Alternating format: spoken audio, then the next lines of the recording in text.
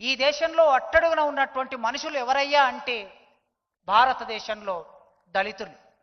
దళితుల్లో ఇంకా అట్టడుగున ఉన్న వాళ్ళు ఎవరయ్యా అంటే మా సమాజంలో డక్కలి వాళ్ళు, బైండ్ల వాళ్ళు. కనుక వీళ్ళకన్నా కొద్దిగా పైన ఉన్నటువంటి మాదిగ వాళ్ళు, కేవలం సింధు వాళ్ళు ఉన్నారు. 33 కులాలు, 33, 34 ఉపకులాలు. కేవలం ఎస్సీలు అనగానే మాల, మాదిగ అని బయటి సమాజానికి అర్థమవుతుంది. కానీ మేము 59 కులాలు. 59 కులాల్లో విశ్వవిద్యాలయాల మెట్లెక్కని వాళ్ళు కూడా ఇప్పటికీ ఈ సమాజంలో ఉన్నారు. కనుక వర్గీకరణ ఉద్యమం నేపథ్యంలో ఈ సమాజాన్ని కొద్ది మేరకైనా చైతన్యం చేయడానికి, వారికి కొన్ని అవకాశాలు రాజ్యాంగపరంగా కలగడానికి తెలంగాణ రాష్ట్ర ప్రభుత్వం తరపున రేవంత్ రెడ్డి గారు ఒక చొరవ చూపారు. ఆ చొరవ నేపథ్యంలో 30 సంవత్సరాలు రేవంత్ రెడ్డి అన్ననే చాలా సందర్భాల్లో వర్గీకరణ ప్రాసెస్లో ఎమ్మెల్యేలు, మంత్రులు వాళ్ళతో పాటు నేను మందకృష్ణన్న వెళ్ళినప్పుడు చాలా సందర్భాల్లో వారు చాలా విశాల హృదయంతో మాట్లాడారు. కృష్ణన్న, ఈ ఉద్యమానికి మీరు నాయకులు, ఈ మాదిగ సమాజానికి, దండోర ఉద్యమానికి, ఎంఆర్పిఎస్ ఉద్యమానికి మీరు నాయకులు. ఈ సమాజం కోసం ఏదైనా చేయాలని నా మనసులో ఉన్నది. ఖచ్చితంగా సుప్రీంకోర్టు తీర్పు వచ్చింది గనక ఆ తీర్పును అమలు చేసే బాధ్యత నా మీద ఉంది, ఆ బాధ్యత నేను తీసుకుంటాను అన్నారు ఆయన. ఈ వేదిక మీద కూర్చున్నటువంటి వాళ్ళందరూ సాక్ష్యం. ఆ రోజు ముఖ్యమంత్రి గారు ఆ మాట అన్నారు. ఆ మాట చెప్పిన 3-4 నెలల్లో వర్గీకరణ సాధ్యమైంది. కనుక 30 సంవత్సరాలు కృష్ణమాదిగన్న నాయకత్వంలో ఎంఆర్పిఎస్ ఉద్యమం నడిచింది. ఆ ఎంఆర్పిఎస్ ఉద్యమం నడిచిన తర్వాత ఇవాళ వచ్చినటువంటి ఫలితాలు అందుకోవడానికి ఈ సమాజం ఇక్కడికి వచ్చింది.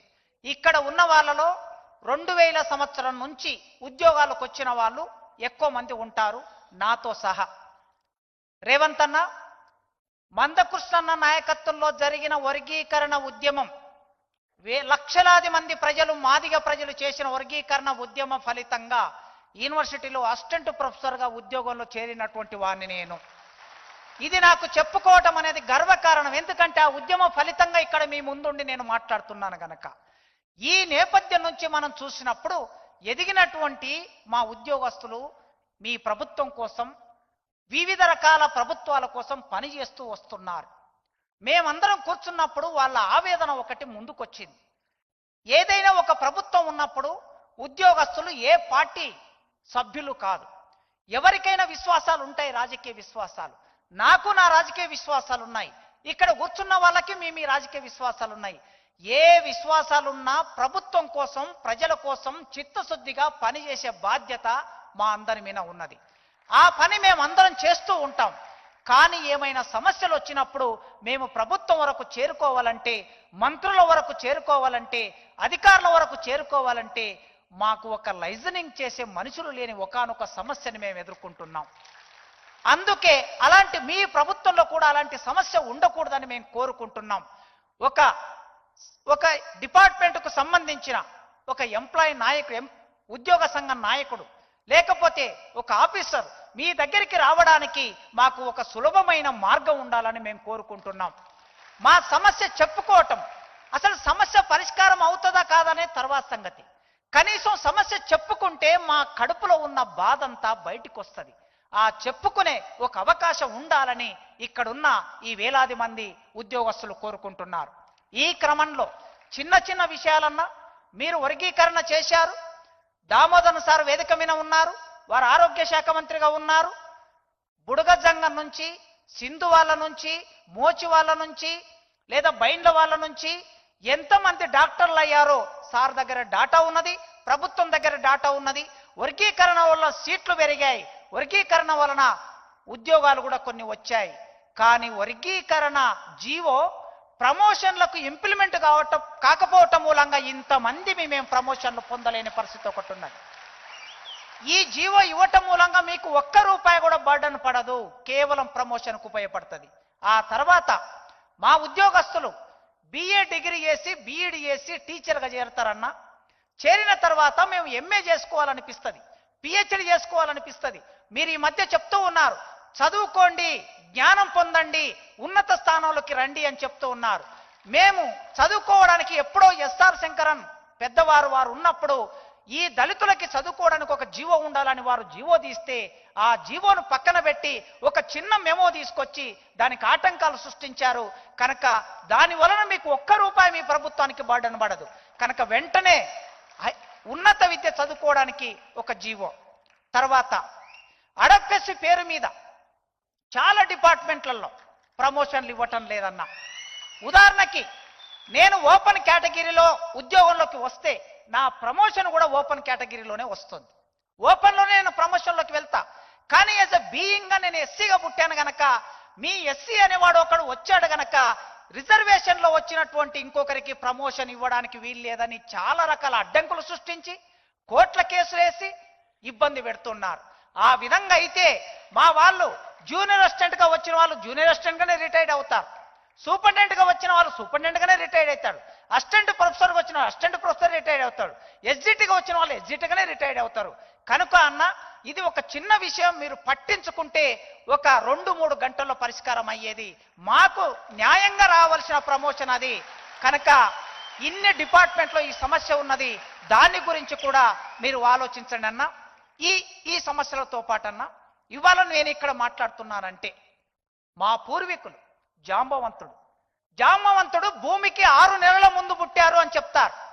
మా సార్ చెప్తూ ఉంటారు, దామోదరన్ సార్, చదువు వస్తుంది, ఉద్యోగం వస్తుంది, కానీ కల్చర్ రాకపోతే ఎవరు నేర్పిస్తారాయా అంటాడు సార్. నిజమే, మా కల్చర్ ఎక్కడ ఉందంటే పెళ్లి మంత్రాలు అప్పుడు చదువుతారు, జంబూ ద్వీపేన భరత వర్ష జంబూ ద్వీపేన అంటారు. ఈ దేశానికి జంబూ ద్వీపం అనే పేరు ఉన్నది. ఆ జంబూ ద్వీపాన్ని పరిపాలించిన వాడు జాంబవంతుడు మా ముత్తాత. అక్కడి నుంచి మా చరిత్ర ఉన్నది, అక్కడి నుంచి మా సంస్కృతి ఉన్నది. ఈ సమాజానికి ఎన్నడూ మేము పని చేయకుండా ఏది తినలేదన్నా. మా గుర్రంజేశ్వర రాశాడు, భరతవీరుని పాదము కందకుండగా చెప్పులు కుట్టి జీవనంబు చేయు, నిరాకరింపలేదెన్నడు అప్పు వడ్డది సుమి భరతావని వీని సేవకు అని రాశాడు గుర్రంజేశ్వర. మీ పాదాలు కందిపోతుంటే, మీకు ముళ్ళు గుచ్చుతుంటే, తట్టుదలుగుతే, రాయిదలుగుతే రక్తం గారుతుందని చెప్పి అయ్యో నా తోటి మానవుడని మా చర్మాన్ని ఒలిసి, చచ్చిన పశు చర్మాన్ని ఒలిసి మీ చెప్పులకు కాళ్ళు గుట్టించిన మీ కాళ్లకు చెప్పులు గుట్టించిన జాతి మాది. కనుక అట్లా బతికినటువంటి వాళ్ళం ఇవాళ చదువుకుంటున్నాం, చైతన్యం అవుతున్నాం, సమాజంలోకి వస్తున్నాం. చిన్న ఇబ్బందులు. ఈ వేదిక మీద కూర్చున్న ఒక మంత్రి గారు ఒక సిఐకి ఒక చోటికి పంపించాడు. ఆ సిఐ అక్కడ చేరకుండా అక్కడ ఉన్న ఒక అగ్రకులం ఆయన ఆపేశాడు. ఇది మా పరిస్థితి ఇలా ఉన్నది. నేను సత్యం చెప్తున్నందుకు మీరేమనుకోవచ్చు అంటే వివక్ష అనేటటువంటిది ద్రవీభవించి ఉంటుంది, ఘనస్థితిలో కనిపించదు. ఈ పేపర్ మీకు ఇట్లా చూస్తే ఇది కనిపిస్తుంది, కానీ ద్రవస్థితిలో ఉన్న కులం కనిపించదు ఈ దేశంలో. ఈ ద్రవస్థితిలో ఉన్న కులం అందరికీ అర్థం కాదు, సామాన్యంగా మీకు అర్థమవుతుంది ముఖ్యమంత్రిగా. ఎందుకు అంటే మీరు రెడ్డి సామాజిక వర్గంలో పుట్టారు, మేము గూటన్ రెడ్డులుగా మేము పుట్టాము.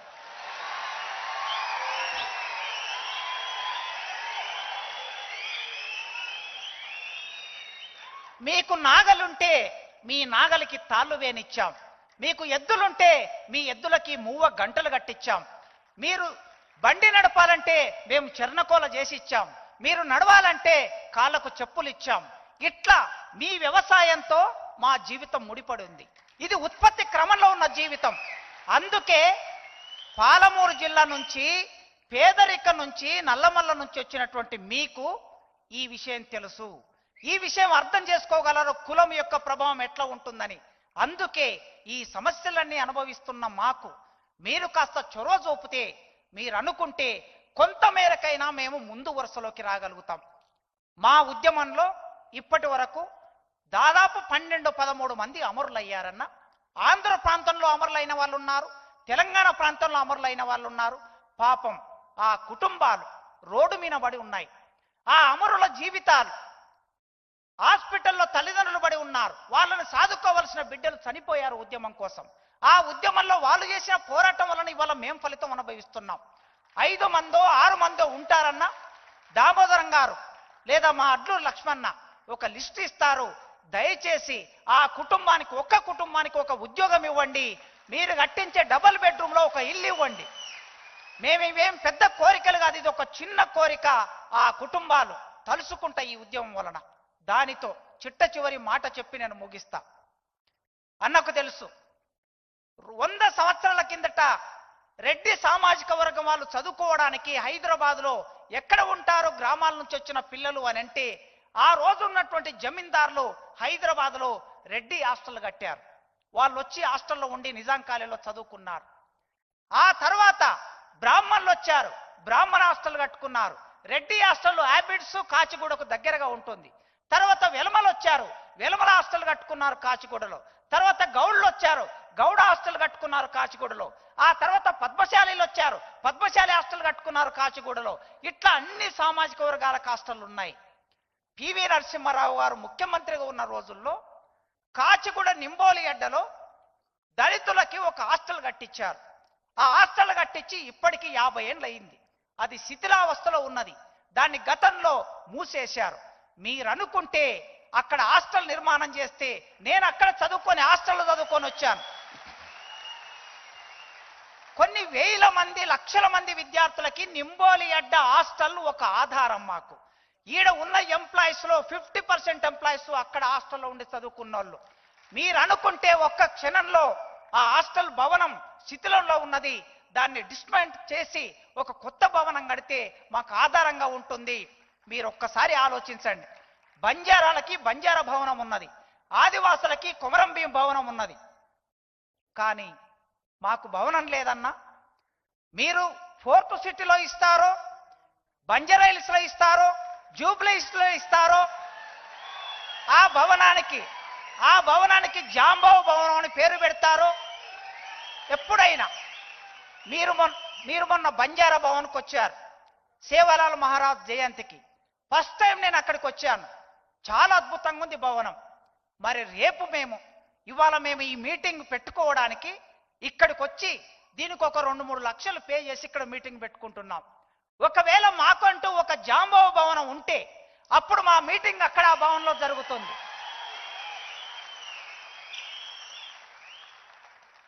ఈ కొన్ని విషయాలు మీకు తెలిసిన విషయాలే. మీ సందర్భంలో ఇంత పెద్ద ప్రభుత్వాన్ని నడుపుతున్నారు గనక మీరు ఈ ప్రభుత్వంలో అనేక విషయాలు ఉంటాయి గనక ఇవి మీ దృష్టికి తీసుకొచ్చాను. అన్న చాలా వేదికల్లో కాసిం గారు చదువుకున్నారు, ప్రొఫెసర్ అయ్యారు. ఆయనకు భూమి ఉందో లేదో నాకు తెలియదు అన్నారు సార్. ఇప్పుడు చెప్తున్నా, మా తాతకి నిజాం ప్రభుత్వం కాలంలో 3 ఎకరాల భూమి ఇచ్చారు, రాళ్ళు రప్పలు గుట్టలు. అది అసైన్ ల్యాండ్ అని మా నాన్న పేరు విన పట్టా అయింది. కానీ గత 10-15 సంవత్సరాలుగా మాకు ప్రభుత్వాలు ఇచ్చిన మాన్యం భూములు, అసైన్డ్ భూములని రకరకాల పేర్ల మీద లాగేసుకొని మా గ్రామంలో రైతు వేదిక కట్టాలంటే మాలమాదిగొల్ల భూములు గుర్తొస్తాయి. మా గ్రామాల్లో శ్మశాన వాటిక కట్టాలంటే మాలమాదిగొల్ల భూములు గుర్తొస్తాయి. మా గ్రామాల్లో పార్కులు కట్టాలంటే మాలమాదిగొల్ల భూములు గుర్తొస్తాయి. ఇవి అసైన్డ్ భూములు. అన్న అసైన్డ్ భూములే మాకున్న ఏకైక ఆధారం. నా గ్రామంలో స్వయంగా నా అంబట్పల్లి గ్రామంలో మా వాళ్ళు చచ్చిపోతే వాళ్ళని పూడ్చిపెట్టడానికి శ్మశానం లేదు. అసైన్డ్ భూములుంటే కనీసం చనిపోయినప్పుడు వెళ్ళి వాళ్ళని అక్కడ పాతి పెట్టుకుంటాం. దయచేసి మా అసైన్డ్ భూముల జోలికి రాకుండా మీ ప్రభుత్వానికి ఒక సమాచారాన్ని ఇవ్వండి, వాటికి పట్టాలు ఇవ్వండి. రాజేందర్ అన్న ఇక్కడ కూర్చొని ఇట్లా అంటున్నాడు. రాజేందర్ అన్న ప్రభుత్వ కాలంలో ఎప్పుడెప్పుడో మాకు లిడ్ క్యాప్ భూములు కొన్ని వేల ఎకరాల భూములు ఇచ్చారు. రాజశేఖర్ రెడ్డి గారు అనుకుంటా, మీ ప్రభుత్వ ముఖ్యమంత్రి రాజశేఖర్ రెడ్డి గారే లిడ్ క్యాప్ భూములు ఇచ్చి ఆ భూముల్లో లెదర్ పార్కులు పెట్టి దానికి ఒక యంత్రాంగాన్ని ఏర్పాటు చేసి దాన్ని అమలు చేశారు. కానీ లిడ్ క్యాప్ భూములు ఇక్కడ ఇప్పుడు భూముల ధరలు పెరిగినాయి. పెరిగిన తర్వాత ఈ గచ్చిబౌలిలో మా లిడ్ క్యాప్ భూముల్లోకి ఒక పెట్రోల్ బంక్ వచ్చింది. మా లిడ్ క్యాప్ భూముల్లోకి ఒక పెద్ద షాపింగ్ మాల్ కట్టాలని ప్లాన్ వచ్చింది. తర్వాత సిద్దిపేటలో లిడ్ క్యాప్ భూముల్లో ఇంకో చోట ఆక్రమణకు గురి అవుతున్నాయి. అన్నా మీరు తలుసుకుంటే మీ ప్రభుత్వంలో ఉన్న వాళ్ళని ఎవరినో ఒక్కరిని, మీకు అనుకూలంగా ఉన్న వాళ్ళని, మీ పార్టీకి సంబంధించిన వాళ్ళని, మా సామాజిక వర్గానికి సంబంధించిన వాళ్ళని వెంటనే లిడ్ క్యాప్కు ఒక చైర్మన్ నియామకం చేయండి. చేసి ఆ భూములని కాపాడండి.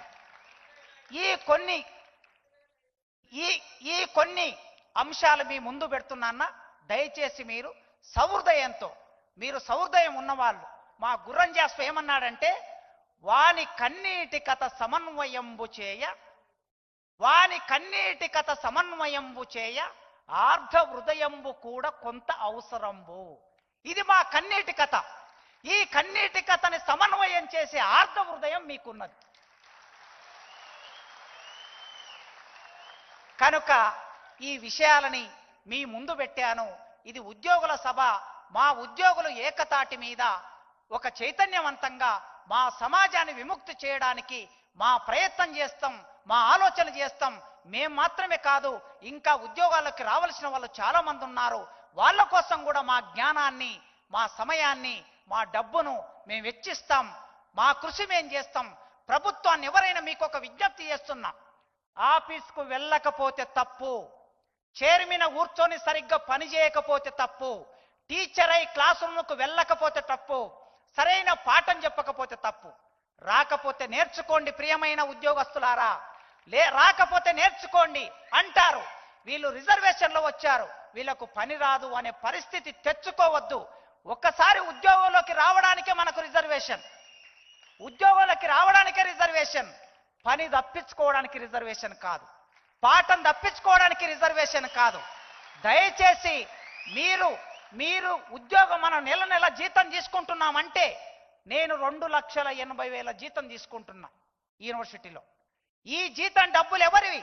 మన ప్రజలు పన్నులు కడితే, కష్టపడితే ఆ డబ్బు ప్రభుత్వం దగ్గరకు వస్తే ప్రభుత్వం తిరిగి మనకు పంచుతుంది. అంటే మనం ఎవరి కోసం పనిచేయాలి? రేవంత్ అన్న కోసం కాదు మనం పనిచేయాల్సింది, ప్రజల కోసం పనిచేయాలి. ప్రభుత్వం అమలు చేస్తున్న విధానాల కోసం పనిచేయాలి. దయచేసి ఉద్యోగాన్ని ఎగ్గొట్టకండి. రాకపోతే నేర్చుకోండి, నేర్చుకొని పని చేయండి. చివరికి నేను యూనివర్సిటీ నుంచి వచ్చాను. మా యూనివర్సిటీ వాళ్ళు ఏం చెప్తాడని ఎదురు చూస్తాడు, అన్న దగ్గర ఏం విన్నవిస్తాడని ఎదురు చూస్తారు. ఒక చిన్న జీవో పెండింగ్ లో ఉన్నది. అన్ని యూనివర్సిటీలో మా వాళ్ళు సిపిఎస్ కాంట్రిబ్యూటరీ పెన్షన్ స్కీమ్, అన్ని యూనివర్సిటీలో కాంట్రిబ్యూటరీ పెన్షన్ స్కీమ్ ఉందన్న.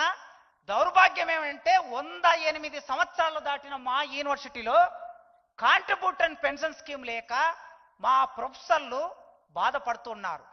అది ఏమిటంటే ఒక జీవో ఇచ్చి అబయన్స్ పెట్టారు. ఫైనాన్స్ డిపార్ట్మెంట్లో అబయన్స్ అని ఉంది.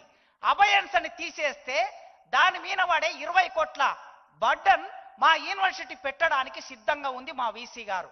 మీరు ఒక్క ఫోన్ చేసి ఆ డిపార్ట్మెంట్, ఫైనాన్స్ డిపార్ట్మెంట్లో అబయన్స్ అని తీసేయండి, ఇమీడియట్ గా మాకు అందరితో పాటు మేము కూడా సిపిఎస్ అనే పెన్షన్లోకి వస్తాం.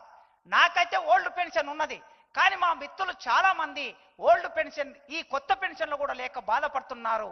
మీరు చొరవ తీసుకుంటే అవుతుంది. కాంట్రాక్టు లెక్చరర్లు ఉన్నారు, ఆ కాంట్రాక్టు లెక్చరర్ల గురించి కూడా ఒక మాట మీరు ఆలోచించి వాళ్ళ ఉద్యోగ భద్రతకు సంబంధించిన ఆలోచన చేయండి.